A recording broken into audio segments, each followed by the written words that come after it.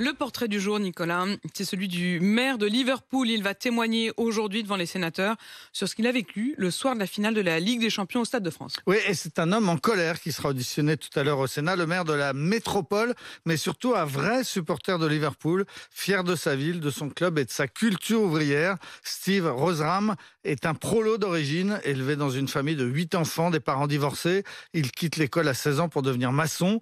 Pour ne pas avoir à recevoir des ordres, il se met à son compte, il développe son business, goûte à la politique aux côtés des travaillistes. Il sera finalement député, Lord Mayor de Liverpool et aujourd'hui donc maire de la métropole. Il a 60 ans, il en avait 30 lorsqu'il a vécu le drame de Sheffield. Il était dans ce stade lorsqu'une bousculade a provoqué la mort de 97 supporters de Liverpool. Un traumatisme qui est encore présent dans la tête de tous les supporters de sa génération. Et il était donc aussi au Stade de France le 28 mai dernier. Oui, et il fait partie, dit-il, de ces dizaines de milliers de supporters de Liverpool qui ont vécu un cauchemar. Vers 16h, ce jour-là, il s'est retrouvé bloqué par les forces de l'ordre à l'extérieur du stade. On a fini par lui demander de passer par-dessus une barrière et c'est à ce moment-là que des pickpockets lui ont fait les poches. Il s'est retrouvé sans ses papiers, sans son portable et sans son billet d'entrée pour le stade.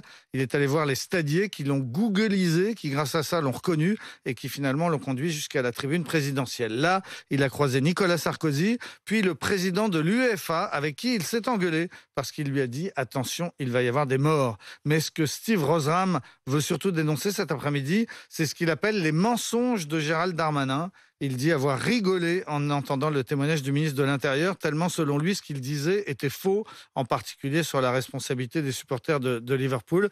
Dans une interview ce matin à Kevin Morand de RMC, il estime que c'est au contraire grâce au sang-froid des supporters qu'il n'y a pas eu de mort ni de blessés graves, et certainement pas grâce aux forces de l'ordre françaises qui, selon lui, ont été la source des problèmes. Il veut raconter donc tout cela tout à l'heure aux sénateurs pour que la France en tire les leçons et que ça ne se reproduise plus.